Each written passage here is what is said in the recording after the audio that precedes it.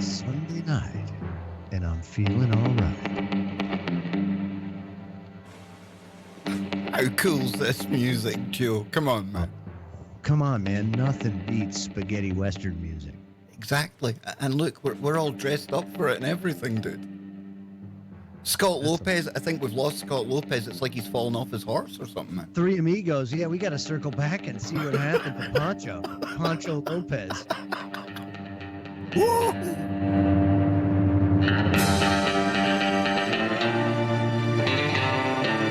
Somebody says in the chat room. Wheelchair horse. It was hard to fit the head of that horse on his wheelchair, but my God, man, it somehow maybe he's got a flat tire back in Cucamonga. Somebody in the chat room refer to Time for the Good, the Bad, and the Very, Very, Very Fuggly. Oh, they're obviously talking about you, Joe. I am Kev, the man with the face made for radio.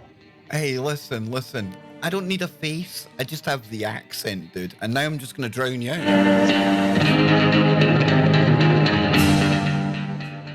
Nobody could hear you, see?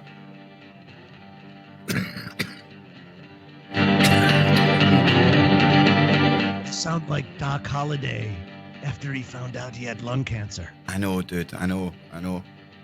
Don't worry. I'll have new ones soon. We're trying to... Yeah, they're outfitting you with new lungs. That's right. We're trying to kill time, folks. We're waiting for the third amigo. He literally did fall off the chair somewhere. He froze, and then he was no more. And of course, he lives in a very, very interesting region of the Earth where they're prone to storms that just kind of pop up out of nowhere. Phil Johnson in the chat room says, "You're 4'9". Wow, I didn't realize you were that tall." Jeez. So we only need two more or one more subscriber. One more, I think, Joe. So one more. All we need is one more subscriber, and we get a meme. So anybody out there that has not subscribed yet, I would, I kindly ask that you subscribe today so that we can unlock that next meme. And then we will leave it up to all of those that have subscribed to give us some input as to what that new meme will be. I like that. Emoticon. Yeah. Emoji. Yeah. I was doing a show on emojis the other night, dude. Do you think we're like, it's meme city. Look at that. That's such a beautiful. Do you think emojis are killing the English language? Do you think it's enhancing language? Or do you think it's taking us backwards, dude? Man, did hieroglyphics? I don't know. Hieroglyphics is nothing but pictures, right? Yeah, true. They communicated with pictures there. What's the big deal? I don't know, man.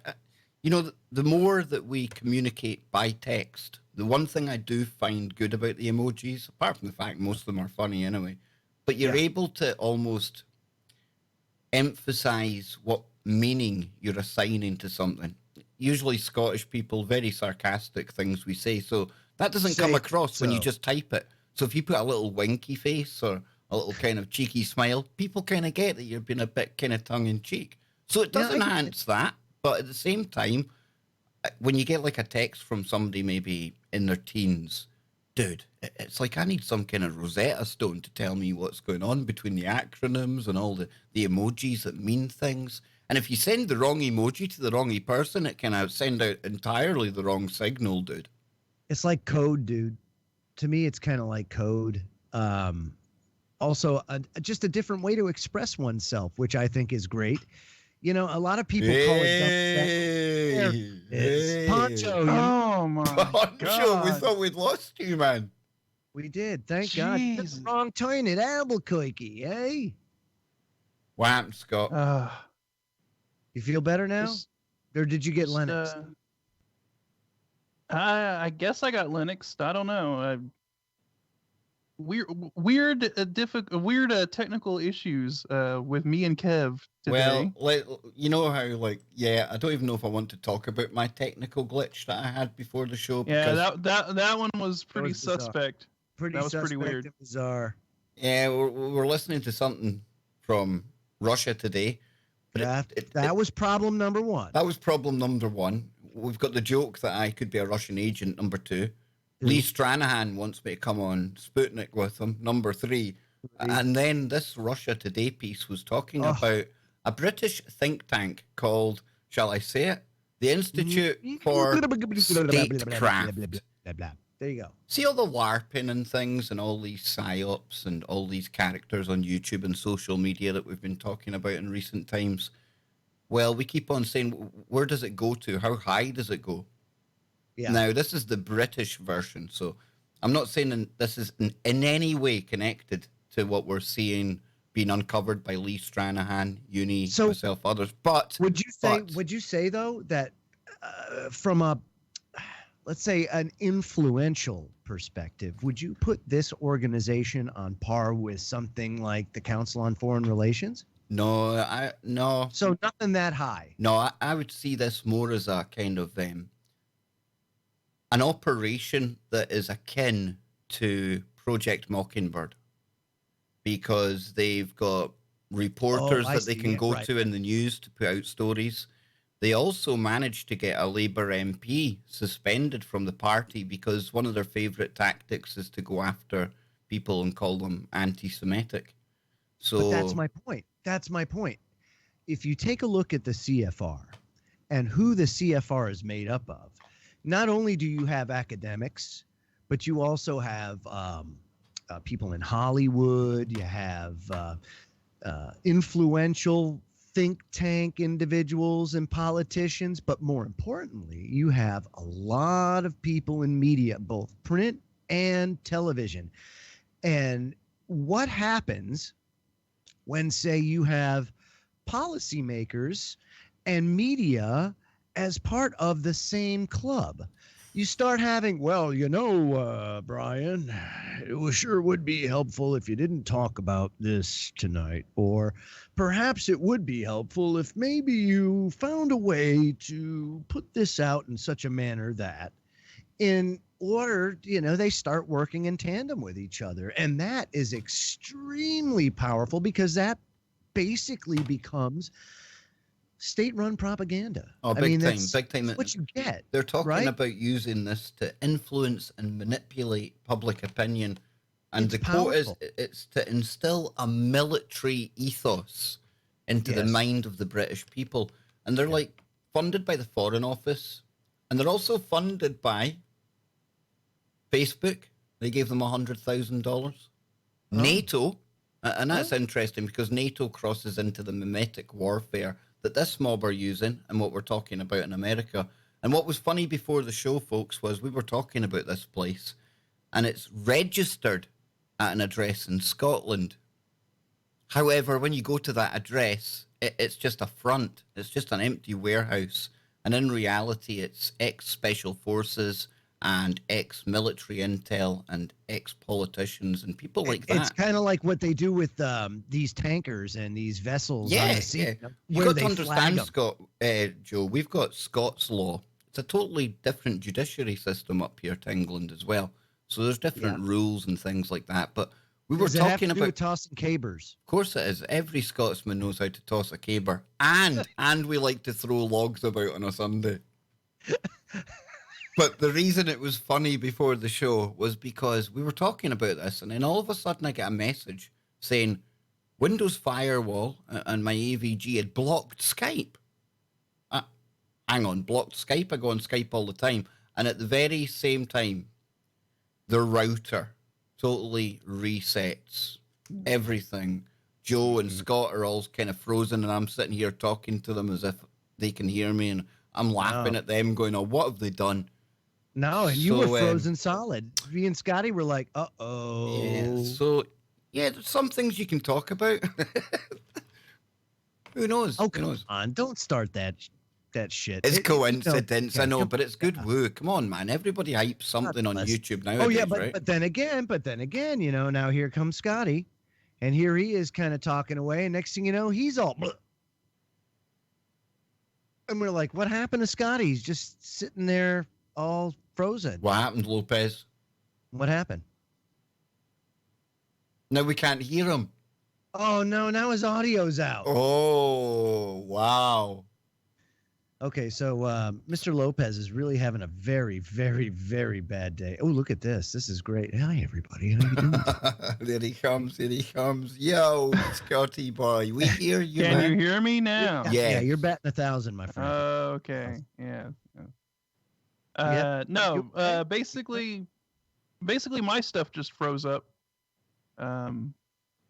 My whole computer locked up, so I don't know what happened there. Well, I don't you know, think mine's gonna none of freeze up us. because Listen, my listen. computer's used to operating in near freezing conditions all year round. Logically, So look, it's okay. we're not sitting here for 1 minute saying that we got hacked or anything like that. But I tell you what, myself, Unirock, Lee Stranahan, we're not going to ease off these people. And it might come at great cost to the channel, probably, in the end. But if we don't speak up about it and keep speaking out about it, these people are going to have a major influence on things in months to come, especially with elections around the corner. And because of some of these bad actors out there, we're all now being classed as really, really bad, nasty people and put on lists. You are a right? bad, nasty person. Just because we dare to question things. They've lumped us all in with the same boat. And that in itself, I think, was deliberate. Just one facet of the operation. But there's lots of games afoot here. And I know Uni was telling me in Disco today. And I've seen him in the chat room there. So we've got Uni in.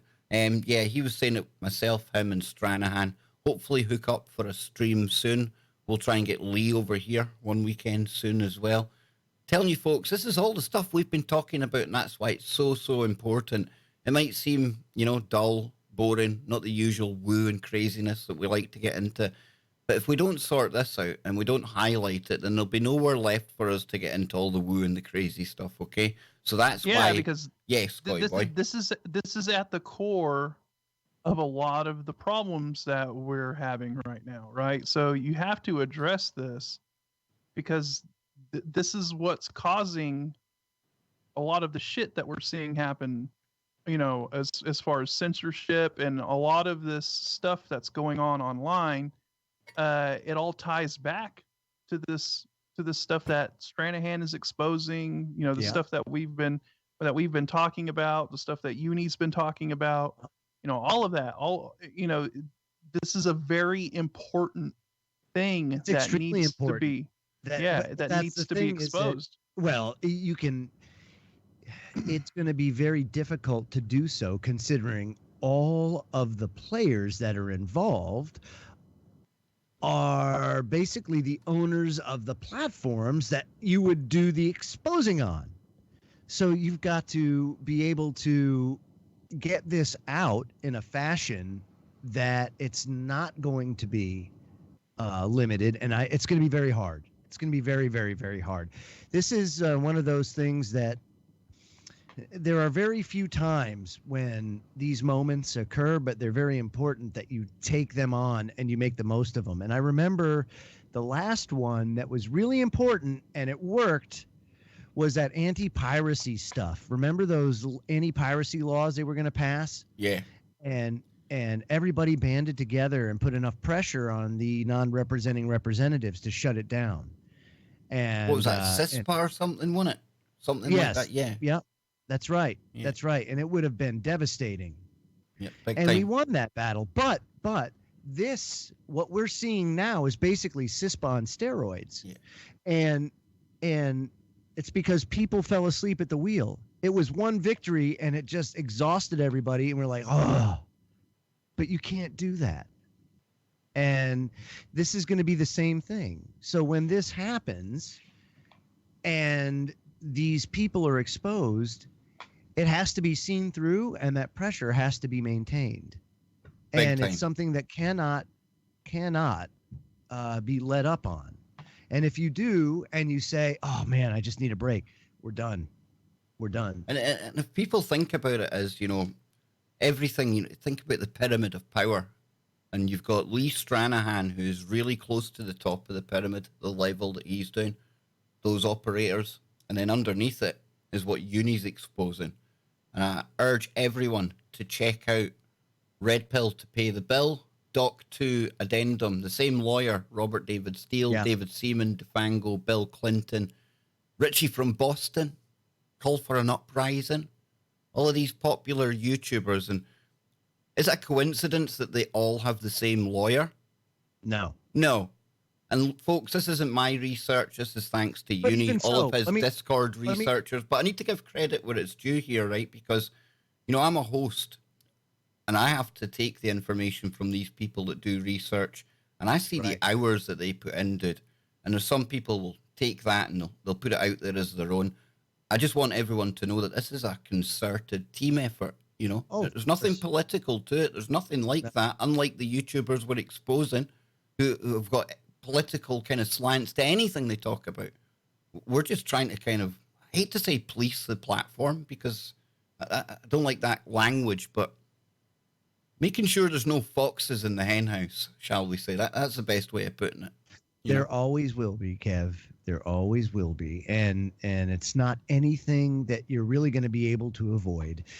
And as these groups that get together, that gather this information and they put it out and they start these movements, for lack of a better term, and they gain popularity and they gain power, eventually they all get co-opted, and it's inevitable. And the only way that can't happen is if people put aside all of the materialistic shit that comes along with that increased attention, and keep it solely on the straight and narrow and maintain that moral high ground. And you can do it, but it's hard. It's hard. Every movement I've seen has been co-opted and been just destroyed. It's like Occupy. There's a perfect example. There's a great one. And it happens to any group. You came up with the Tea Party last time. Another perfect example. It's always going to happen. Just devastating. But Scotty, look at Scotty, man. Look how pissed he looks, dude. He is. We left him in the desert, his ass. He was stuck on a cactus and things. Dude, Scott. No, I'm just kind of reflecting on all of this, right? And it's deflating, Scott. If you think about it, you see such power. When that Million Man March on DC happened, it was they didn't have a soundtrack like ours did. It was probably one of the most impressive events I have ever witnessed. And then the Tea Party Express happened, and it got co-opted. And I can't remember, but I remember the names of the people. When I heard them, I was like, "Oh my God, those are Republican operatives!" And they inserted themselves right into it, and they took it right over. And it was just like, "Oh, you idiots!" And they just totally destroyed it. And I'll never forget it when there was a Tea Party debate or something like that, and they booed Ron Paul. And I said, holy how does crap, that happen, dude? Are you kidding me? The guy that created it, and you're booing him? That's like having a Pink Floyd concert. The stadium's filled out. The support acts get all good cheers and applause, and then Pink Floyd come out and everyone boos. What's that all about? No, something wrong. Me? Oh my God. So anyway, and then remember, right? So you had the Tea Party thing going on, and then you had the Occupy Wall Street stuff going on at the exact same time, right? And then you started seeing dialogue between the two, right?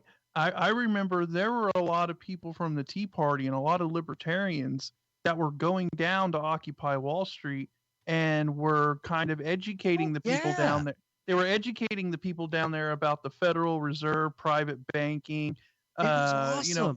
all of that stuff. And people were really starting to kind of wake up to what was actually going on, because, a lot of the people that were in Occupy Wall Street, they were pointing out legit problems, right? Legit issues, but their sort of anger was kind of misguided, And so you had those libertarians and those, and the Tea Party people, the Ron Paul people, kind of going down there and kind of showing them, who the real enemy was, where they really needed to direct their anger. And you started seeing that dialogue. I mean, I remember remember there was like a whole group of Occupy Wall Street people walking across a bridge or something. They had a big old banner that said like "We the People," and there was a bunch of Tea Party people mixed with them, and it was really like this crazy moment where you really started seeing a lot of people come Scott, together. I was over here in and figure things Glasgow. out. I was over here in Glasgow, and I was close to taking the tent down to where they were camping. I was there at the first kind of day of the Occupy things, and like you say, at the very start, I was really, really optimistic that this could do something, you know. But the way they closed down the Glasgow camp was, and I bring this up because it wasn't the only place to be closed down this way. They ended up having accusations of rape flying about in the camp. Nothing ever came of it. Nothing ever came of it. All charges dropped. But what it done was it served a purpose because they were able to split up the camp. And after that, the whole kind of movement in Glasgow anyway had been tarnished because anytime you mentioned Occupy, that's the problem. You started seeing. I'm sorry, Joe, but I was gonna say, then you started seeing the demonization of it within the media here in the U.S., especially Fox was demonizing Occupy because they were posing it as an extreme leftist movement. Remember, they were cherry picking like these some of the more kind of idiotic people that were out there. They were cherry picking them for interviews and saying, oh, look, these are the kind of people out here, and saying they're trashing everything, and this is, and then you just kind of saw this demonization of it. They started co-opting it. The Tea Party got co-opted, and then they drove a wedge between them. They drove a wedge, and they started. It was just classic divide and conquer. That's all there was to it. It was classic divide and conquer, classic co-opting of a movement, and then it all went away. It all just fizzled out and went away. The Tea Party ended up just becoming this establishment Republican co-opted movement, and we ended up getting Paul Ryan as the Speaker of the House. Poop. And then, who knows what happened to all the Occupy people? I mean, I wonder if they ended up becoming Bernie supporters or something like that. But that fizzled out, that went away, and I wouldn't trust that dude to mow my lawn, man. He looks like he's like, I don't know, he should be like getting cups of tea in a care home. He's not right in the head, that one dude. But anyway, let us move on because we have got a smorgasbord, Joe, of great stories to get into today. And the first one up, this is the kind of stuff we talk about all the time. And weird. Talk about the Sunday session kicking off in a weird way. Get a load of this one, folks. The world's first ever human-monkey hybrid is grown in a lab in China. But I want to really take on that headline to start with. Is it really the world's first? It's the world's maybe the first we're being told about. Granted, absolutely. Exactly. But I don't think this is new technology. And it says a human-monkey hybrid has been grown in a lab in China in a world first scientific breakthrough. Scientists. Well, look at now that picture right there just told you that there is a human-pig hybrid. So even if it is the first human-monkey hybrid, who gives a rat's ass? They've been making hybrids of all sorts of human rat, human monkey, human rabbit. They've been doing all sorts of crap. I mean, there's no doubt to me that these genetic experiments and this type of thing has been going on probably, I'd say, at least the last 5 years, if not more. Easy. It says scientists I think it goes back farther. Think of that story we done as well. There was the cloning company in South Korea, and they ended up upping sticks and moving to Beijing because the models were a bit kind of more relaxed there. The ethics, you could get away with shit. And instead of just like cloning people's pets, he was wanting to clone brothers and sisters and a whole heap of like Mengele type stuff. But it says here, scientists have successfully formed a human or a hybrid human-monkey embryo with the experiment taking place in China to avoid legal issues. Researchers led by scientist Juan Carlos is Pizu spliced together the genes to grow a monkey with human cells. Now, it said the creature could have grown and been born, but the scientists aborted the process. Yeah, whatever. Breaking news on the bottom. A huge bang bang tears through British holiday destination. At least 16 victims. So listen, folks, obviously, we don't know what's happening there. It's not the kind of thing you can usually talk about on YouTube anyway. And as with the events of the past couple of days, my usual rule of thumb is give it 48, 72 hours. Yeah, let it go, and then analyze it once the dust has settled. But I'll check out where that is in a minute. Just to give you the rest of this story, it says the team made up of members of the Salk Institute in the United States and the Murcia Catholic University. A Catholic university, so they're okay with splicing things. Go figure. Genetically modified the monkey embryos. Researchers deactivated the genes which form organs and replaced them with human stem cells. So hope that one day those hybrid grown organs will be able to be translated or transplanted, I would imagine, typo there, into humans. Meanwhile, scientists in Japan are developing human rat chimeras. That's for that rat warfare in the tunnels we were talking about last night. Splinter, anyone?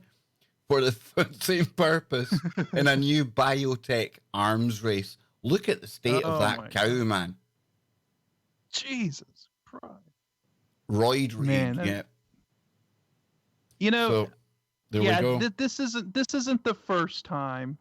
You know, I think they've done this way back. You know, we've talked about remember the humanzees? Yeah, man. Yeah, and I think Jones has even talked about the humanzees and chimeras and all of that stuff. I think they were doing experimentation like this all the way back in the 30s, something like that. I don't know. You might look it up, Kev, but wasn't there some Russian scientist or something that he was the one that supposedly created the humanzees? I'm just looking on this other breaking news thing that's happening right now, Scott. Give me 2 minutes, man. Okay. Yeah. But no. Yeah, I believe it was the Russians or something that were experimenting with the human monkey hybrid or human chimpanzee hybrids. I don't know. When you look at the work of Dr. Craig Venter, it makes this hybrid BS look kind of stupid, if you ask me. It's like, why are you doing that if you can just make a new body? We'll just print it. We'll just grow it. It's all good. I see what they're doing with some of them, though, growing organs inside the pigs and all that kind of stuff. But I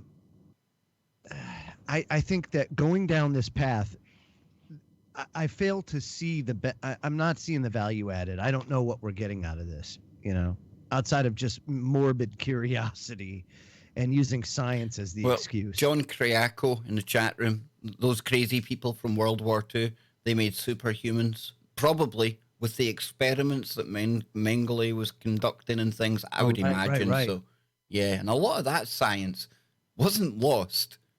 We often talk about Paperclip and von Braun and the kind of NASA connection, but nobody really wants to talk about that uncomfortable bit where all the science and all the stuff that Mengele was doing, it continued as well. Who is that supervised by? That was supervised by the Warburg family. We've got one Look incoming. Up this FM Snoochie Boochies. Look up FM Smoochie. I'll check that out. I'll have a look. I've got no idea what that is. So Mengele, one of the things that he did was utilize IG Farben. IG Farben was the big German pharmaceutical company that today is Bayer.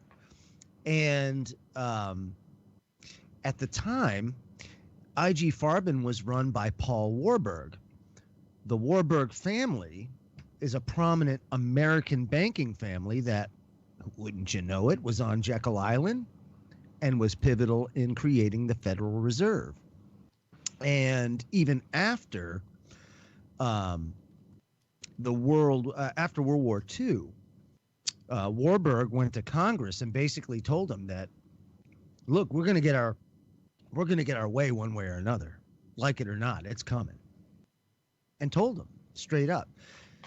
So during World War II, this family, American family, ran IG Farben, the biggest German pharmaceutical company that was pivotal in assisting Mengele to perfect things like the extermination techniques and all of the genetic testing and all that crap that they did.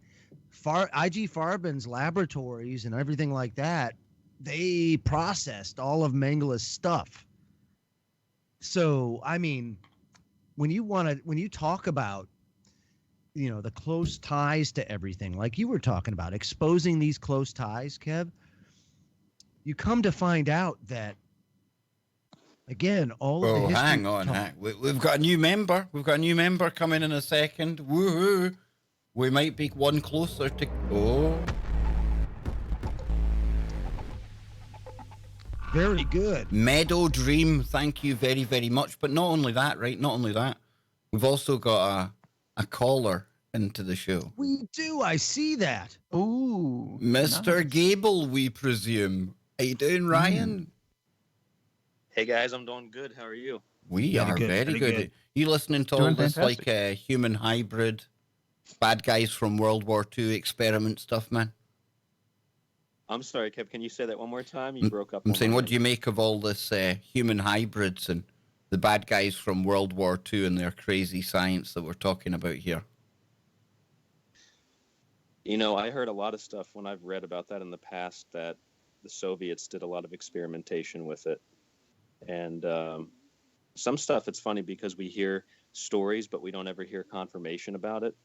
And you might have heard, people like Alex Jones over the years talking about human-animal hybrids and how people like Alex Jones are mocked for that and others like us are mocked for that.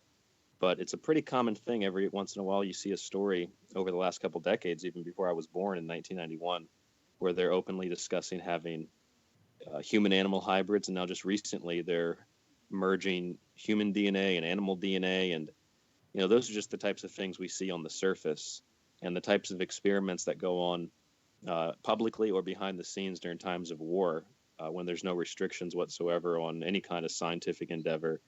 It really is left up to the imagination. Anything you can imagine, there are people that have a budget and they have the time to imagine things far worse than that, and they've done it, in my view. Yeah, I'd agree with that, guys. Absolutely. I don't get the whole splicing humans with rats, boys. It just makes me think of Splinter. I don't either. It's really weird. I can't think of the benefit that you'd go after there. I mean, what's a rat got that we would be regarding as so precious a skill that we need it? Apart from when Scott was talking about his deep underground military rat tunnels last night. Right? They're going to unleash them in Baltimore. Clean everything up. Yeah, I was just thinking Oh, boom, boom. Dear that was very me. racist. Very racist to suggest that they're rats. Well, let's move on to the next story then, because I've got a good one here. Because when everything is getting absolutely batshit crazy, and nobody can deny that at this point, how about if we had another world that we could go to? Potentially habitable. Which world are you talking about? This super Earth that is 31 light years away. They're finding more and more of these all of the time. So, I mean, do we think we're getting close to a day? And even if, I know we can't believe them at face value, but the more we go looking, I'm pretty convinced we're going to find something very, very soon, if we haven't already. And I don't need science to confirm to me that there's alien life out there. I think when you look at the math and when you look at how life is able to take shapes and forms, even the ones that we know in such harsh conditions, and then you start looking at maybe other types of life forms, like silicon-based. Heard of one the other day in a science fiction show. It was boron-based life forms. There's all different ways and shapes and forms life can go, guys. So I really do. I don't need the science world to tell me, oh, look, here they are over here. But these other Earths, that's very interesting in my opinion. Yeah. Yeah. And that's it. And, That's all you've got. That's all you've got from me, guys. Just See what I'm working with here, Ryan. You know what I mean? Yep. See, folks. I mean, look. They always find these Earth-like planets, right? And they're like, it could be habitable. But I mean, how exactly? I mean, it could be made of jello. Do they know? I mean, first of all, it's always the artist rendition picture, because all they're looking at is a pixel. All they're looking at is a pixel that, they're looking at a pixel, and then they're trying to. They're deducing based on like the hue that it gives off. What kind of yes, exactly. They're looking at the colors and trying to figure out, well, by the colors that this is emanating, the atmosphere maybe it could be a habitable planet, and then they put out this incredible artist rendition of an Earth-like planet. Now, if you want to talk about NASA embellishment, that's NASA embellishment right there. Okay, yes, we went to the moon. Okay, we went to the freaking moon. They're there. Okay, all that stuff is there. Great. Why don't they just release the picture of the shitty 1-pixel grainy thing that they're looking at? You know why? Because they look like a bunch of jerks. That's why. They'd be like, oh, everybody, what? That's not cool. Oh, but that artist rendition thing, now that's cool, So yeah, I get it. I get exactly what you're saying, Scott. But see, that's why people don't trust NASA, is because of that kind of crap right there. Yeah. Because I would have thought that, Ryan, that, damn, look at that. That's pretty promising. Yeah. I used to think that as a kid. I actually remember one time I was at my grandma's house, maybe 14, 15 years old. And I was one of those people who was hashtag NASA. And I would have probably been one of the people hashtag science is real if I didn't have a divergence from that. Fortunately, I did. LOL. I remember watching this asteroid supposedly that was flying by the Earth, and somehow they had I thought it was footage. I'm thinking, how did they get footage of this? But I was like a teenager, and they had pictures of the asteroid, but they never put up on the screen, this is a simulation. This is an artist rendering of what we think the asteroid looks like. They just post it like they've got a live feed and a reporter out there in a capsule orbiting this thing. Sometimes they don't even say that it's an artist rendering. Like a lot of those images they use for news articles, like NASA discovers this, or NASA thinks this, scientists discover this. And sometimes it's an image that's been used over and over and over again. But a lot of those weird hashtag science is real people post that stuff on Facebook, like, oh my God, look at the image of the new asteroid, look at the image of the new planet, like you're talking about. But it's a piece of art. It's not a real photograph. Right, so exactly. That was funny. Well, tomorrow, boys and girls, there'll be lots of NASA shilling on KBS, because I'm going to be joined by Brendan Drackler. Yes, we do like to poke fun at the NASA haters out there. And I get it. Listen, I'm not some kind of guy that believes what NASA tells me. But at the same time, I don't think everything that NASA tells us has to be a lie just because it's coming from NASA. But we were just discussing this while Splum was relieving himself. Yeah. That this is why people don't trust NASA, is because they come up with that artist rendition based on 1 pixel of a little bit of color and flicker. I mean, come on, are you serious? Get out of here. Oh yeah, it's Earth-like. I wanted to mention something that you guys were talking about a few minutes ago, if I may, real quick. Oh, hell yeah. The Occupy protests or the Tea Party stuff. When I was in Orlando, Florida, I lived there for several years during and then after I went to a technical school there, a film school. And I was very interested in libertarianism, and even Gary Johnson used to come to some of the meetings that I would go to. A lot of the chapters that I would go to, I forget what they were called, something libertarian, something. It was a Ron Paul group. And I liked Ron Paul, and I didn't like anybody else. I just liked what he said, and I liked his view on things. So I'd go to a lot of those groups and, hang out with people here or there, outside of that, and still get together and talk and just kind of have a good time talking about things like, we might talk about on a show like this in the Fed. And so I started going to some of those groups. Like I went to an Occupy protest downtown Orlando, but it really wasn't an Occupy protest. It was this weird co-opted agent provocateur, organized event where there's like, I can tell you this firsthand. I was at a couple of these things. There was a guy, I actually have a picture of him, as a matter of fact, in my my archive somewhere, my hard drive. There's a guy who's got a bullhorn, and he's leading a group of people, and people started to like go down another street, and he like takes the bullhorn out. He gets on this lamppost kind of a thing that had a concrete base, and he's like, all right, everybody, we're gonna come back over here in line. We're gonna move in this direction, and here's the next chant we're gonna do. And everybody just literally follows this guy like a line leader in 4th or 5th grade. So I saw that. And then, of course, you had media come. I did an Occupy Monsanto, or it was called like March Against Monsanto. And I'm down there and I'm just talking to people that have tables set up. This is by the Orange County. I forget it was one of the main government buildings downtown Orlando.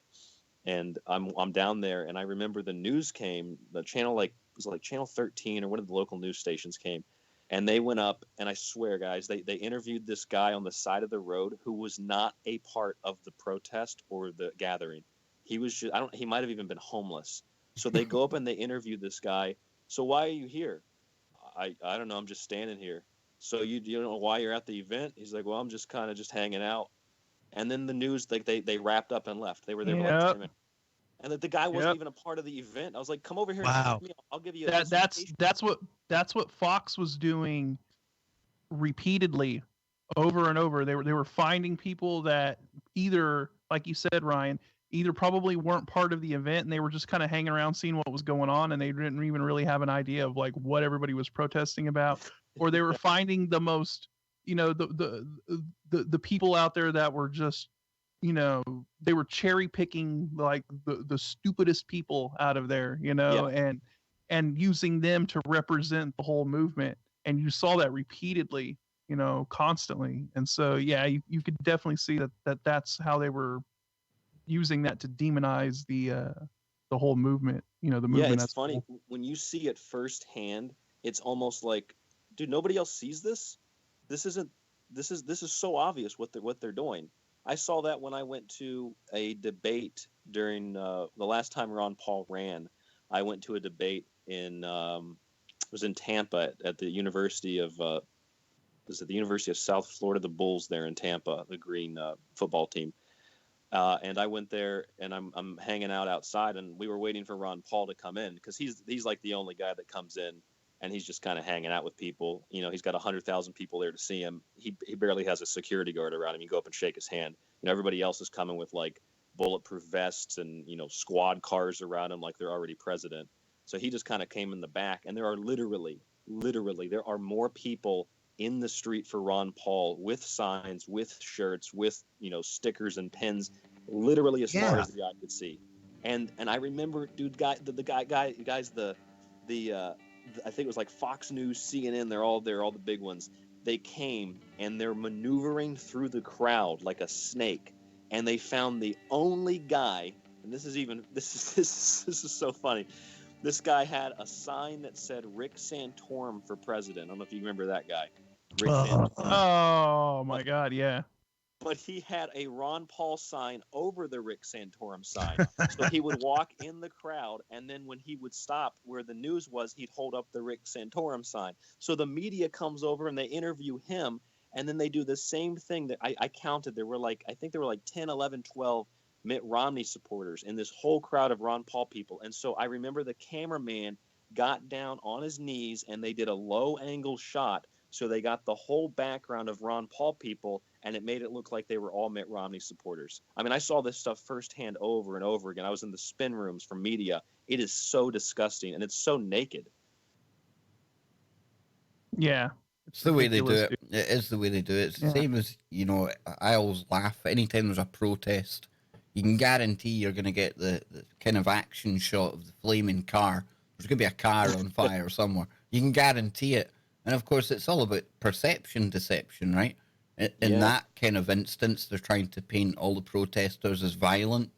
nobody wants to go and join these nutcases. Look, they're burning places down. They're setting fires to shops and cars and things like that.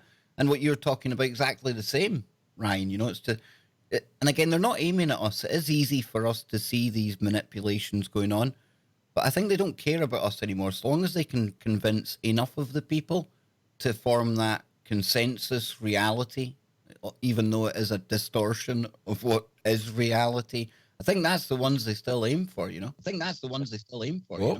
Yeah, certainly. Feedback from somewhere there. Don't know what was happening. Joe's looking guilty. Yeah, too. Joe looks guilty. I don't know what he done. No, I'm perusing the Metro right now. Oh, really? Well, before we find out if Joe finds anything ridiculous for us to get into, Ryan, that show that we done, all of us on Billie Eilish. Yes. And, I think we need to do a follow-up one on Poppy, a kind of in-depth look at that little character as well. But I've been receiving lots of messages, man. People really like that information, and I think they agree with us. The whole music scene, the weirdness there, it's been dialed up a notch as well, right? So it's not just us picking up on this kind of uber weirdness, dude. No, I've actually got a better response from that show that you and I did. And you and I talked about that on 2 different shows. Yeah, yeah, we had Scott on. I know Joe was lost the last time we talked about it, but yeah, Joe left a little earlier. Yeah, but between the 2 shows, I think it was heck of a lot of response, And I did 2 shows on my show, The Secret Teachings, as well, a week before you and I did a show, and I've gotten more response from listeners for those 4 shows. 2 with you, 2 with me, than I think I've gotten overall. And I get a lot of response from the average show, and people were just really into the connections that we made and the overall analysis, because it's kind of a unique thing. It's not the same type of analysis that you'll get like every single year, guys. It's after the Super Bowl. You see the same exact thing. Illuminati halftime show, Illuminati infiltrate the Super Bowl, devil worship at the Super Bowl. But when you sit down and you actually break it apart, like I usually do this with Clyde every year, we break it apart and we provide like a more balanced analysis. It's a little bit different than just saying the Illuminati was there or it was devil worship. And it's a little bit different, I think, in the music industry, sitting down and breaking the lyrics down and breaking the imagery down. And Ryan, you take it to a whole new level, man. You name and shame the demons involved and stuff like that. Do you know what I mean? Yeah. I think there's analysis, and then there's absolutely breaking open the story, and that's what you and Clyde do every year. And I usually look forward to that show, I must admit. I think it's a good topic as well to introduce family members, when you can use pop stars and stuff they can relate to, and not hit them between the eyes with chemtrails and all the kind of darker stuff going on. It's a good way to introduce new people to all of the stuff we talk about. And we're gonna shift gears here because I'm kind of very conscious of the time. We like to stick to our 90 minutes odd. Joe, you've got one. Scott, you've got one after that. What the hell have you found here, Joe? Well, apparently on YouTube there is people out there that abuse animals. Whoa. There's like Don't worry, folks. I'm not going to be playing any of these videos. Don't worry about that. No, but listen to this, because this is kind of interesting. It says people are being urged to report a YouTube channel showing videos of a puppy being battered and bitten by its owner. A disgusting video of a YouTuber whacking his pet. This has been viewed thousands of times on social media. Actor and comedian Ricky Gervais says he wants to smash his face in after being tagged in the footage, while others described it as horrid and vile. What's going on, guys? Today we're going to be talking... Sorry, Joe. Sorry. Yeah, it's all right. Sharing the video on Twitter with their username Doodah wrote, "I have no idea what to say anymore, and I feel so helpless. I could ask people to report his channel, but who knows what he might be doing to that dog after that. Imagine living in fear all the time or thinking this is how humans show affection. I'm done." Now, Korean website Koreaboo identified the YouTuber as blah, blah, blah, blah, and it says, I can't say it, Sengguyangi, and said it's not the first time he's been called out for his behavior. Apparently, this guy's been doing this numerous times since 2017. The website said police were sent to his apartment after a concerned viewer complained. He was reportedly belligerent with the officers and complained when they left. Koreaboo said he told his viewers, "I can do whatever I want. I warned you. They cannot do anything to me if I hit my dog." Now, his channel has not been deleted, but it appears some videos have been removed. It's now believed the dog has been rescued by authorities. Videos shared on social media appear to show the same puppy being transported away from the home of the YouTuber. There you go. Holy heck. But that reminds me of a story that was about recently. And it was a popular gamer threw her cat live on Twitch, sparking a messy drama. She was even giving her cat vodka and stuff like that as well. Why? What are you doing? No idea. But then, Man, that's crazy. You think that's crazy? A big shout out to Kristen in the chat room, and I can't get used to this Caber Lover handle that you've got. I keep on typing at Kristen, and it doesn't come up. So I have to remember Caber Lover, and that is this. Check this out, guys. Video blogger dies while live streaming himself eating centipedes and geckos. Dude, centipedes. Oh. Have you ever been bitten by a centipede? They suck. Do you mean they literally suck as in your blood, or they just like it's a bad... like they suck. They're painful. I was going to ask the same thing, yeah. Scott, you want a plate of geckos? Can I tempt you in some centipedes? How about some millipedes, sir? Well, I mean, look, this is a pretty good candidate for the Darwin Awards right here. You know, that's all I got to say. Says here a man, 35, has been found dead in his flat after filming himself eating poisonous insects as part of a game. I call this universal karma. Yeah, so it says here, called cause and effect. This is what I call natural eugenics. Yep. Son was found unconscious in his bedroom in Hefei, Unhai province, China on Saturday by his girlfriend. I bet you even if he had survived, his social credit score would have taken a kicking for this. He had earlier live streamed himself snacking on centipedes, mealworms, and geckos while guzzling alcohol, according to local reports. Oh, well, hang on now. We might be starting to get to the root of the problem here. Maybe it wasn't the gecko that done it. Police confirmed Son had no vital signs when they attended and also said his computer was still live streaming with the insects found on his desk. Oh my God. The video blogger had recently launched a new game where he would eat either an insect or drink a clear distilled liquor, depending on where the spinning wheel landed. Son had hoped to add his 15,000 followers after starting the game on his Do You live streaming account, which is one of the leading platforms in China. His session was his last session was at 7:53 p.m. on Thursday, and his archive of videos have now been removed. Police are still trying to figure out what exactly killed Son, but they have ruled out foul play. Oh, listen, let's not be harsh on the insects just yet. I mean, there was alcohol involved. Who knows how long, who knows what else he'd been doing to his body. The guy isn't exactly a genius, right?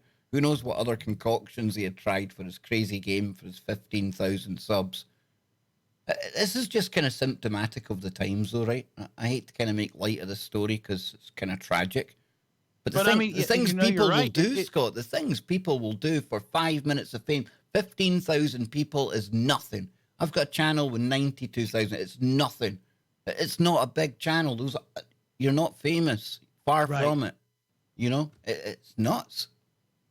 Yeah, I mean, it just, you're right. I mean, it just shows that, you know, where we're at now as a society, where in order to feel like you're relevant or this longing for people to like you or something, you know, it's in a way, it's like the dopamine response too, right? So, you know, these people will get a couple subscribers and, you know, maybe they hit 1,000 subs and they think that their channel's blowing up, and it makes them, you know, and they see that reaction of people starting to view their stuff, and then they're willing to like push these weird limits, you know, push these boundaries and do a lot of harmful stuff to themselves in order to gain some kind of acceptance or something. Somebody in the chat room just arrived at Area 51, guys, ready for the storm.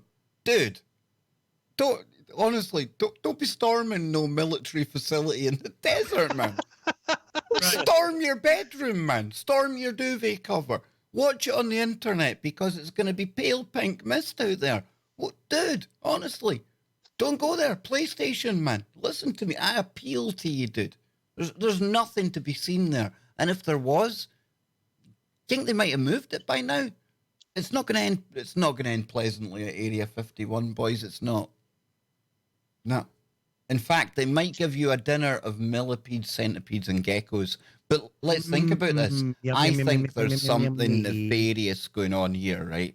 I think there's another YouTuber involved, and he's got a bit jealous about this guy's 15,000 subs. And they were meant to be harmless, poisonless kind of beasties he was eating. Somebody flipped them out. There was a bit of a, he looked away one day when he was playing like Fortnite or something. Bada bing, bada boom, poisonous stuff in the room. And His that's girlfriend wanted him gone. Do you think so, dude? Do you think he had a girlfriend? I think he might have been incel with the antics he was getting up to be honest with you. Just saying. Just saying. Well, it's like that weird stuff people do for any type of viral fame where they're licking ice cream. What the hell was that about? Exactly. I seen somebody burping on vegetables as well, Ryan. Drinking I heard about that. Drinking Listerine. Actually taking a mouthful of Listerine and spitting it back in the bottle. What the hell? Well, it's like Scott said a second ago. I mean, this is pretty much what'd you say, the Darwin Award? Yeah, it is. Yeah, exactly. I mean, it ties into like these weird challenges too. That you see online. Yeah, where what was that one? I think it was called the Kiki challenge or whatever, where people were jumping out of their moving vehicle, right? And doing a dance. Yeah, and you saw like videos of people jumping out of their car and blindfolded, like that movie. Bird Box. Yeah. Boxer cage or something. I'm just looking for something here. Ken Rotman in the chat room mentioned he's at a Wichita grub before, right? These things, I don't even know if I want to watch it. I'm not going to watch it because it'll turn people off from the stream, but look at these things, man. This is not the kind of thing you go eating. Why would you do it? No. Would you eat one of them, Joe? Really? No? The answer is a resounding no. However, look at that. Oh, come on. Once you're starving. Oh, once I'm starving, I would eat you. That's the good thing, right? But if you're talking just to eat. Nah. See that, remember the rugby team was it the Andes or somewhere like that? The plane went down. Yes. Right? Yeah. The only good thing about being my size, if something like that happened to me, not everybody is the last one they go after. Exactly, dude. Nobody's looking at me with their kind of getting all salivating and all. Toothpicks afterwards, right? They break off an arm and pick their teeth with it. That's what I'm talking about. Remember that story we covered where they were making ice cream out of maggots? Oh, yes, man. That's not good. Way not to good at all. preserve our nutrition or something in the event that climate change destroys the world, right? Something like that. Yeah. They're saying that it's a more environmentally friendly way to make ice cream. Yes, make it out of maggots. Yummy. Yeah, there it is there. I'm not going to play it again. Not going to play it. Grubs up. Anyone up for maggot ice cream? Nah. What is happening to us? We're going backwards, right? We must be going backwards. Are we just lost for things to do that we have to apparently find the utterly ridiculous? So what else have we got, boys? What else is doing the rounds? I've got something here about. On you go, Scott. On you go. I'll get that one pulled up.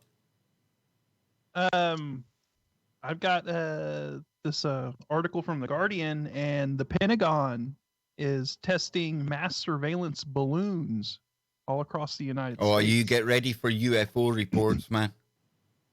Yeah. Oh, They brought probably those. probably a bunch of them. Yeah. They brought those back over from Afghanistan. I have a newspaper article. I don't remember what paper it was in, but it was like the USA Today, New York Times, or one of those papers. I might have actually had it from the Orlando Sentinel because I was in Orlando at the time. And I remember talking about it on the radio close to 10 years ago when I first began Yeah, radio. the DHS had a bunch of blimps that ran at 20,000 feet or so and could basically identify you simply by your gait. These are 65,000 feet, aren't they, Scott?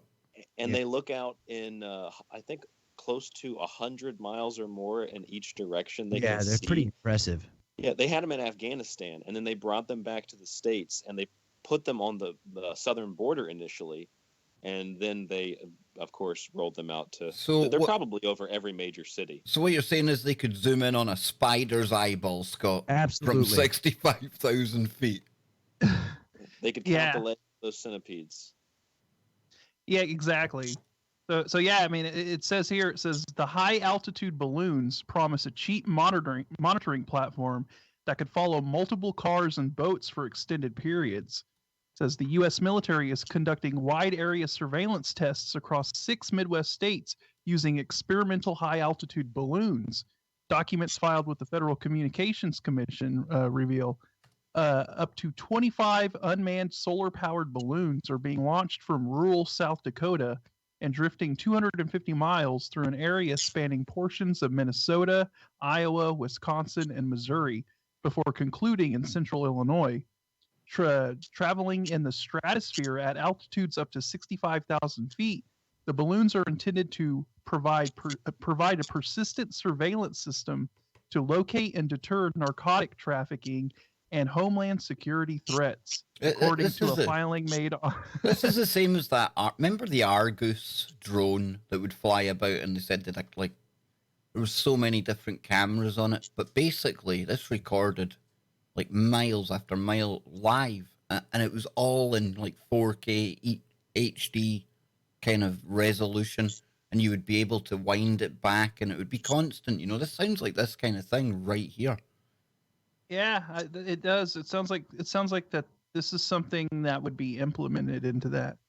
And so it says the balloons are carrying high-tech radars designed to simultaneously track many individual vehicles day or night. So there you go, Kev. I mean, that's probably part of that. And it says through any kind of weather. The tests, which have not been previously reported, received an FCC license to operate from mid-July until September, following similar flights licensed last year. So you think about this, though, right? You think about what we've been talking about, guys, and everyone out there, about the fact that companies like Cambridge Analytica, companies like Palantir, big data companies, thanks to social media and Google and everything else, they've got all of these data points on us. They know enough about us to know what buttons to push and when to push them. You add this into the mix, and now you've got a system where not only that, but they know where to find you every single minute of every single day. It's amazing, isn't it? Even if you don't have your smart device on you, this thing's going to get your gate from space near enough. Do you know what I mean? I'm gonna have to actually go outside and see if I can see any of these, because they're launching these fairly close to my location, or they're landing, I guess, fairly close to my location. They're landing in Missouri, and they're coming out of the north from the Dakotas. So I bet I could actually see these things from where I'm located in northeast Kansas. I'm going to have to keep an eye out for them. And then not only that, but think about this. Why did they build Bluffdale, Utah? And it's simply to capture all that data. And then once it's stored, they can basically take that, and the AI takes it and gobbles it up and learns it, and bada boom, bada bing, there you go. I mean, it is just, it's all part of one gigantic system, you know? And add to that all of the satellites that are going up as well now, Ryan. You've got not only Elon Musk and his Starlink, to go with his Neuralink, but you've got Starlink, you've got, I think Amazon are talking about putting the old satellites up there as well. All the biggies, Google. Yeah, all of them. So we can see this whole kind of invisible prison grid taking shape around us, Ryan. I can't think of any other way to put it, dude. It's constant surveillance, and now we're learning about the constant manipulation as well. Yeah, and isn't it kind of strange how, especially after 9/11, all over the world, but directly in the United States, we're told that, and we're told every single day, every single month, every single year, for 18 years now, we need more surveillance, more security, et cetera, et cetera, et cetera, to stop acts of terrorism, to stop bombings and shootings. And yet, I'm looking at like USA Today articles today in the last 48 hours. They're talking about the El Paso shooting, the shooting in California, the shooting in Ohio this morning. And they're saying that there are more mass shootings this year than ever before. Well, why aren't the increases in funding for security changing that? Why aren't the blimps and the cameras and the audio recordings of everything that you do, and the computers that not only monitor what you do but can map it and find patterns, and they know what you're doing, when you're doing it, they can determine what you're going to do before you do it, like Minority Report. They're already using that software in law enforcement agencies in Washington, D.C., and that was like a 5-6 year ago story I read. So why isn't the increase in surveillance and the depletion of privacy and the overall invasiveness of this technology preventing these kinds of things from happening? There's a big question. Why is it that after literally spending billions of dollars a month just on offensive spending, that doesn't include the defensive spending for the U.S. military, tens of billions of dollars on other things, not just the spending for military, but for air conditioning and gas for Humvees, all the kind of stuff in Iraq and Afghanistan, those two countries particularly. Why is it that after all that time, the so-called terrorist organizations are still operating? And in fact, we've heard that they've actually become more powerful. So why are we spending all the money? What these little tiny terrorist cells can outmaneuver and outplay on the grand chessboard that is geopolitical matters and global security. They can outmaneuver the United States government. They can outmaneuver the Central Intelligence Agency. The only way they can do that is if they're being run by those agencies. There it is. Bada bing, bada boom. And they've not even got a new script, because Joe, on Sky News the other day, the new guy, the boogeyman we're all to be scared of, is one of Tim Osmond's many sons. And Tim Osmond, for people out there who might not know who the hell Tim Osmond is, well, that was the CIA code name for a very certain dude that lived in a cave up in the Tora Bora. You remember the story, you know, the many fake stories about Bin Laden? Yeah, the son of Bin Laden is back now, Joe. He's been taken out. There's about 50 of them, probably about 500 of them. These Saudis have lots of sons, dude. Lots of them. Yeah, but this was the son. The son. Yeah, we're not talking like it's a binary system or anything. No, like no, this is the one that they're hyping up as the next one, dude. For now, until the other one comes of age or something, you know. It's like, you know how some bands, they say they're retiring and then they always pop up again, and then they retire again, and then they pop up again. I think Bin Laden's sons are going to do that too. Like, this one died, but there's going to be another one that pops up again. There's always a boogeyman, and there's always somebody to fill that void. Yeah, certainly. And oftentimes, it may not be a Bin Laden, but it's going to be somebody. It's going to be another boogeyman. It's going to be human rat hybrid. Right now, with all these shootings and stuff, right? Somehow, some way, watch. It'll be tied to Iran or some craziness. It's totally untrue, but we don't talk about them in the aftermath of these things, Joe. You should know that. I get it, but I'm just saying, you know, it's ridiculous. It's just ridiculous. What you're seeing with these two events in the past 2 days, that is the result of all of the manipulation and all of the psychological warfare that we've been telling you about for the past week constantly. Mimetic warfare is designed to trigger people that have a proclivity or a tendency towards violence. They're targeting these people a long time ago. And they know who to target with their memes. And these are the ones that are writing manifestos and going wackadoodle. And they're basically Manchurian candidates, not by proxy, but by meme. You're absolutely right. And folks, they can do it on an individual level but they don't need it. They don't need, let's just say this, the architecture and everything for them to do it is there. And so they don't need special lasers to beam it in their head, or certain frequencies, or Gwen towers, or chemtrails, or all that. Nope. They've got it. Social media.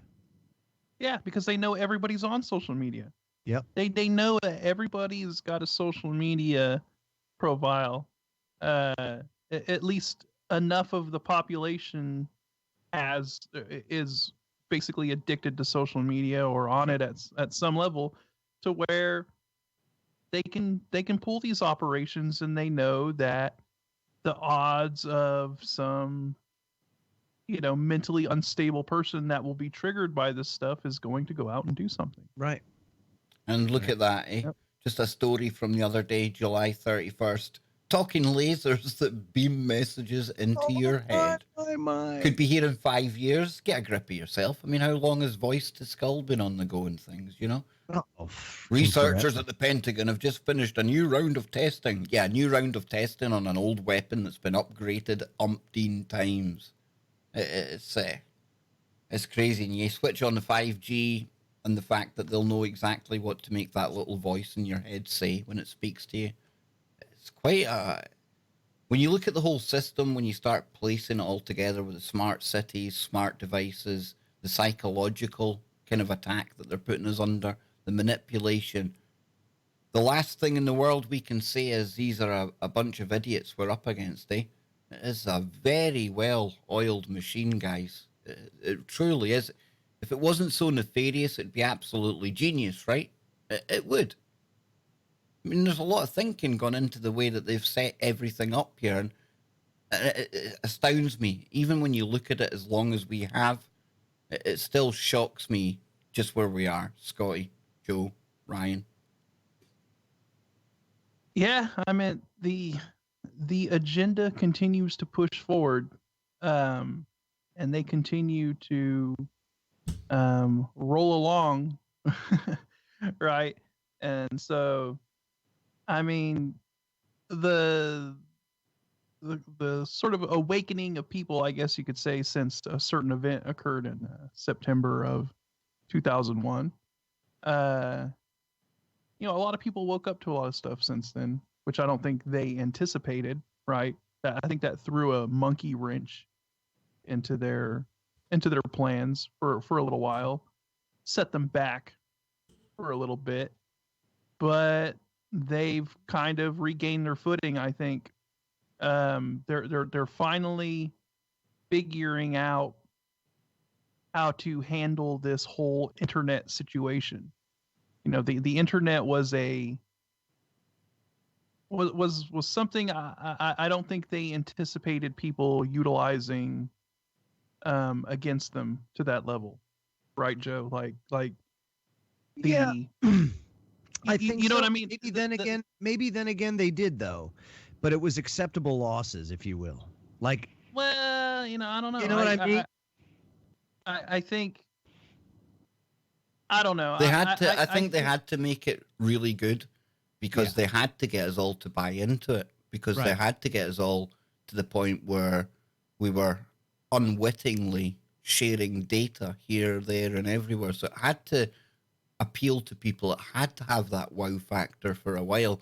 But like you're saying as well, though, Scott, I don't think even the kind of brightest of think tanks out there, when they were projecting forward to see how this would go, I don't think they realized just how big an effect it would have on people, Yeah, I mean, it went both ways, right? So while they were using it to data mine and, gather intel on everybody, it was also being used against them, and people were sharing information and people were uncovering things, and there was this free flow of information, and there was this, free flow of thought that was going on amongst people all over the globe, right? So, before the internet, you would have to just kind of run into people maybe within your local area that might be like-minded or whatever. But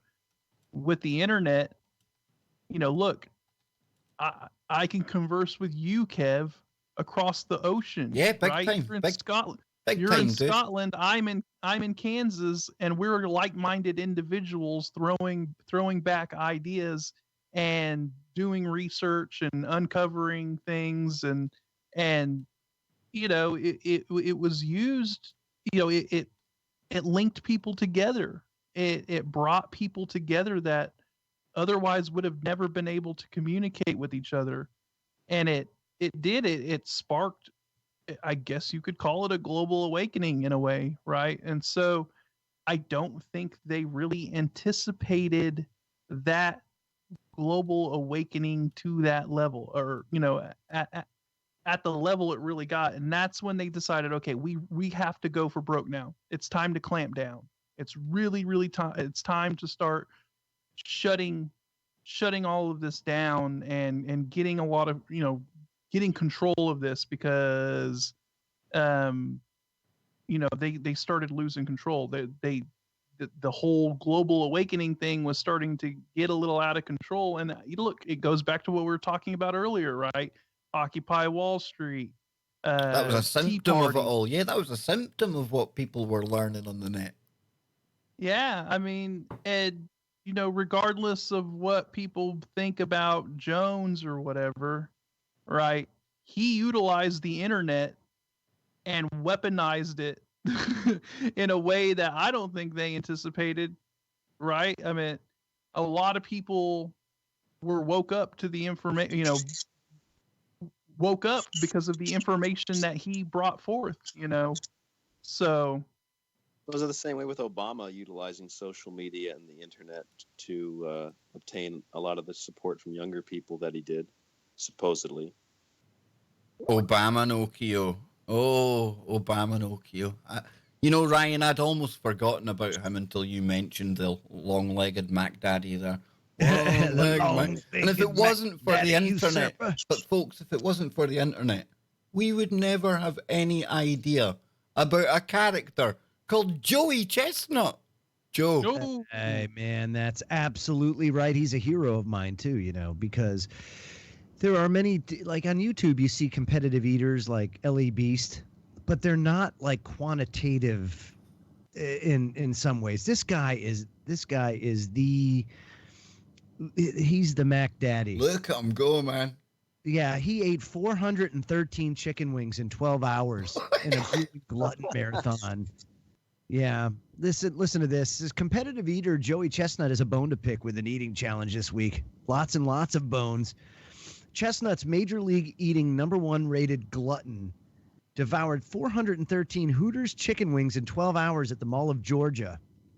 The top dog, Trencherman, celebrated National Chicken Wing Day by attacking Hooters' $15.99 all-you-can-eat special. He started at 11 a.m. Monday and downed 250 by 5:50 p.m. to merit a T-shirt. And then he continued his wing assault for several more hours. His voraciousness should come as no surprise to competitive eating fans. Look at the fans with the hot dog. Jaws. Look at them with the hot dog hats on. That's brilliant, man. Oh, yeah. He won his 12th Nathan's hot dog eating contest on July 4th. And his Nathan's record holder was 74 hot dogs plus buns consumed in 10 minutes. Now, Joe, can I just jump in real quickly? A big shout out to a Mr. or Mrs. Pearson. Thank you very much for the PayPal. Really, really appreciate that. I don't think that comes up on the screen, so I'll check PayPal. I'll see if there's a message from you. But thank you so much. And for anyone else out there, what you see is what you get. I'm not going to kid anyone on. You'll just get more of these streams. You'll get more of KBS. And if you like what you see, and if you laugh at what you see, then consider helping out. If not, everything will still be here for free anyway, okay? So thank you very much, everyone who's helped out today in the past. And back to Joe, because I'm wanting one of these hats, dude. I want one. I must have one. So he ate, on July 4th, he ate 74 hot dogs and buns in 10 minutes. Whoa. 74. What are the shits like after that? That's all I gotta ask. They're like those devil dogs you were eating earlier on, dude. Oh, They're more like the devil's log you were eating, man. dogs. Dude. Mm, I reckon, I don't mm. think you're going for a dump for a good long time if you're eating that, you know. Yeah, you know what they remind me of, honest to God, was those pound cake bricks in the MREs. Remember those where you had to like eat? Yeah, you took a bite and you had to drink a gallon of water. Did you get like a biscuit brown and biscuit fruit AB? Yeah, Biscuit brown and biscuit fruit, folks. That's cool enough, right? And they're dry, they're horrible, but you get some nice cheese with it. And when you're out in the cold and the wet, sleeping in a hole with all the centipedes and geckos that killed your man on YouTube, it's the loveliest thing you've ever eaten. But then, you know, you're midway through your first drill, your first exercise out in the field, and you've never bothered to ask what AB actually means. You just think it's like the MRE menu where it comes or something. No, it means anally binding. And what anally binding means is there is something of a nuclear capacity building up inside your body that at some point is going to give my oh my. Not pretty, Joe. Not pretty. Never thought I would share my toilet habits live on KBS, but you see what you see is what you get, folks. This is what you pay for, right? that's right. I was about to say that's what they get for the donations. Yes. Yes, you get Makes me want to donate. Kev's bowel movement stories. A load of shite. Yes. Yeah, okay. Come on. But I don't know. I like LA Beast, but I don't know if I could be shifting. Why do people do this, man? What's the gig here? It's the same Can as I these tell you people. something? He gets like 3-4 million views. That's big bucks. True. And these people eat chilies as well, though. What the hell's that Like all about? Carolina Reapers, dude. Did you see the one where he like has to spray his face with a fire extinguisher because he's like melting? Why do you do that? You're literally Now, like. now that's something that me and my brother have actually discussed. Oh, hang on, Scott. I possibly. need the spaghetti western music on for chili talk, fit chili eating music. You know. Yes. Now, me and my brother have discussed the possibility of entering said chili eating competitions. So, because we're the only ones that can really handle hot food in this house, and I'm talking very hot food. I'm a Like, bit of a weirdo that way, Scott, right? Because everyone in Glasgow and Scotland, they like a good Chinese or a good Indian, you know, a madras, something tandoori, something like that. I can't suffer that stuff. It wipes me out. But yet, chili con carne, Taco Bell, good Mexican, like, restaurants in the town. Dude, that's a different kind of spicy altogether, man, and I like it, well, yeah, calling Taco Bell good Mexican food. No, Kev, listen. When you're living in Scotland, you don't exactly have a lot of Mexican joints to choose from. I'm the most Mexican guy in Scotland after that thumbnail we've got today, dude. You know? Yes. But you know, like I'll eat like ghost pepper, Carolina Reapers. You know, me and my brother can handle that kind of stuff. So we've discussed. You know, Scott, I compare this, right? If you were to compare food eating to like sexual kind of preferences, you're like in the dungeon, dude. You're down there with the whips and chains and food that hurts you. What the hell's that all about, man? Who wants food that hurts you, Ryan? Come on, dude, save me here. Yeah, I don't want food that hurts me. Though when I was a kid, I used to eat some very, very hot stuff. And I remember people used to say to me, oh, there's no way that you can eat that. And I would just want to do it maybe for like an image thing or like an ego thing as a kid. Like, no, I can eat that. And I'm not even going to make a face when I eat it. So You need to make a face, man. You need to show people your war face. No, I'm saying, you know, I'm not saying I'm gonna eat like Carolina Reapers every day. You know? Yeah, you do. Yeah, you do. Don't lie. That's exactly what he's saying, folks. We do have a bottle of Valentina Extra Hot in the refrigerator that is very good. I put it on everything, but I bet I might give it a go one time. Look, if they're willing to like pay out $500 or something for a spicy pepper eating contest, I will totally do it. You would? I've got a mate. Yeah, Big I'll take a Scott. crack at it. Anybody ever died from that? I would say so. Surely somebody has. I would imagine. So I'm going to... Google will tell me. Google never lies, Ryan, right? No, absolutely not. Chili. Google won't censor any information or push down the searches and the results. Let's see.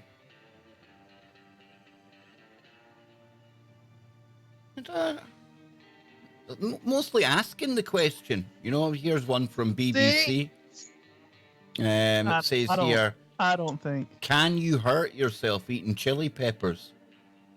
The delicious burn of a really good curry or salsa. Eating or them so fast, though.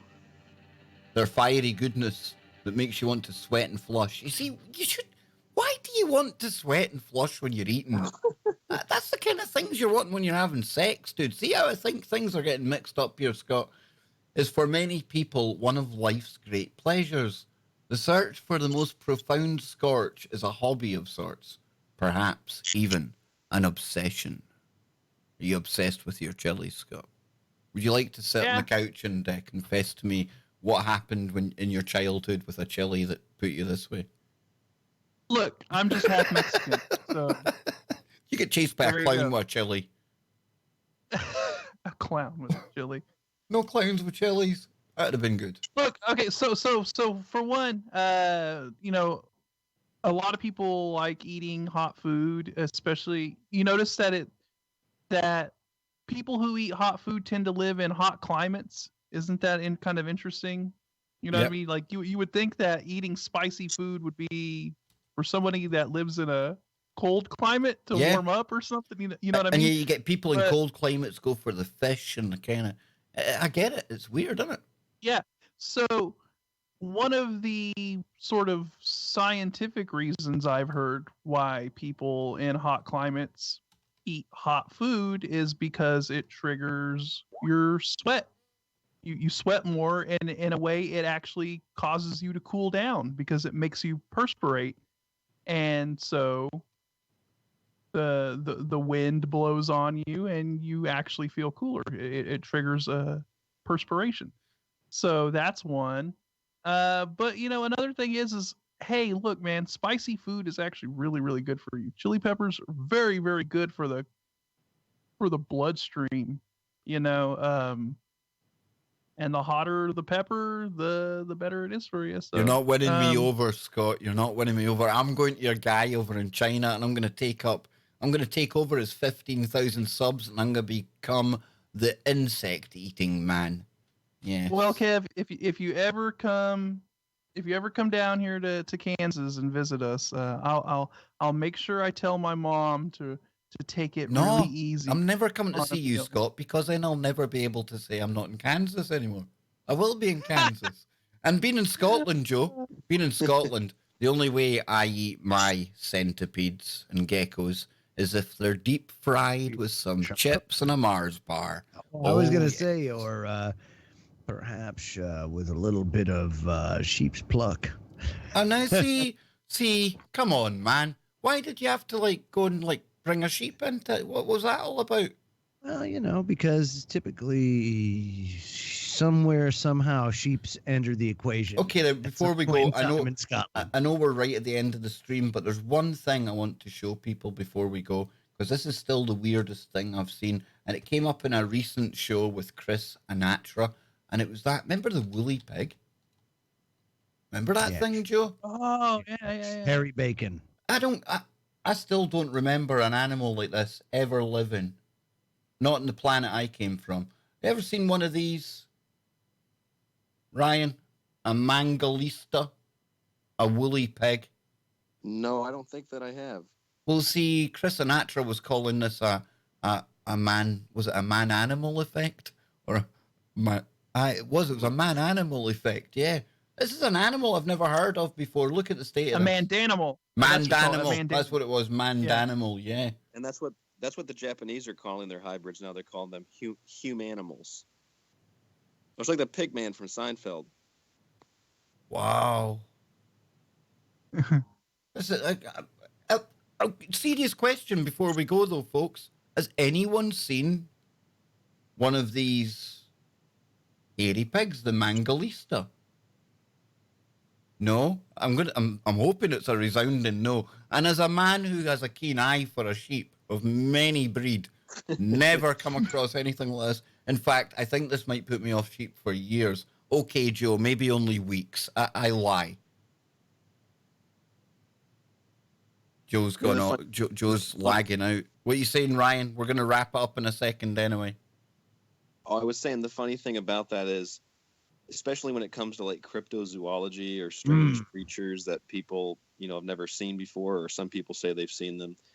I was talking to Linda Godfrey. I did a couple shows with her last month, and I was talking about how, because since I'm from Florida, I know you've been there, Kev.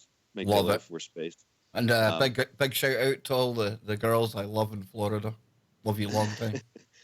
There's something else I love in Florida. One of my favorite birds. It's the flamingo. And if you just saw the flamingo, I'm sure you guys have seen a flamingo. It's so alien. There's a lot of birds. Half the species on this planet estimated, I've heard, are 51% are birds. So many different kinds of birds. And the flamingo looks so alien to anything else that you'd see, at least in the States.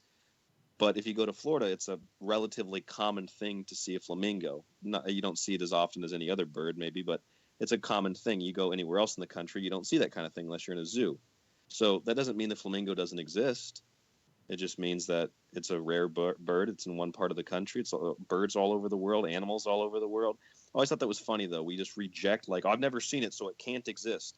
Well, there are so many things that we classify, we put into books, and there's documentaries made about animals, and people go out and find them and hunt them. But have you ever seen a moose up close? Does that mean that a moose doesn't exist? Have you ever seen an elk up close? I know, but these things are a different breed altogether, man. These are like something out of a different bloody world. If Craig Ventnor had got loose in like a pig farm or a sheep farm, this is the kind of shit I'd expect to see. This is why you don't let him look after your farm. You come back and all your animals have been jacked, man. You know what I mean? I wouldn't know. You wouldn't actually know whether to run or fight that thing. It looks massive. Absolutely massive. But folks... Well, here in the States, that just looks like something that came out of a Golden Corral. Trust me. For real, man. Wow. See, I'm really struggling to get over this. There's actually this is like the British Pig Association, something that I didn't know existed in the first place. You could be attracted to that thing. Joe, nobody's attracted to that thing. Have you seen the state of it? I don't know. A woolly pig, Kev? You could break out your Velcro gloves. The Velcro gloves are working with that thing, dude. That's funny. But, I don't know. I like bacon. I like sheep. Hey, don't knock it, right? Try everything once. It's an acquired taste, Kev. Well, don't remember David Cameron with the pig? You guys remember that? Yes, I do remember that. Yeah. I remember that. All over this pig. I had a semi-viral video on that, and that was one of the videos that got my bloody channel almost shut down. But we are out of time, ladies and gentlemen. It's been a blast. Joe is mounting his horse as we speak. We've got our cool music on. You see, if I'd known Ryan was coming, we could have had the 4 amigos. But it's okay. It's okay. Next time, folks, I'll be back tomorrow on Truth Frequency Radio with Brendan Drackler. We're going to be shilling for NASA. No, we're going to be talking about space. I don't know what aspect of space yet, but we'll be going there. And then on Tuesday, I'm going to be joined by a policeman in America who has had an encounter with the Borg. The Bigfoot. Oh, yes. And Bill Bean will be coming on to the show. So all to look forward to on KBS. Keep questioning everything. Keep your minds open, not to the point where your brain falls out. And keep your eye on all of these actors and players and games that are afoot on our channel here. And if you spot anything untoward, get in touch with me, get in touch with Unirock, get in touch with Lee Stranahan to find out anything and everything that's going on in the conspirasphere. So until next time, love yous and leave yous.